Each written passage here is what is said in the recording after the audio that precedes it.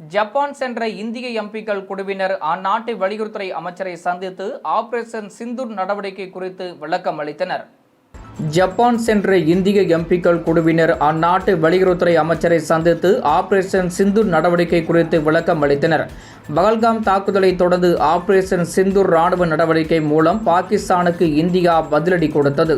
இந்த நடவடிக்கை குறித்தும் பாகிஸ்தானின் பயங்கரவாத ஆதரவு குறித்தும் விளக்கம் அளிக்க ஐக்கிய ஜனதா தள எம்பி சஞ்சய் சா தலைமையில் 9 பேர் கொண்ட எம்பிக்கள் குழுவினர் ஜப்பான் தலைநகர் டோக்கியோ சென்றடைந்தனர்.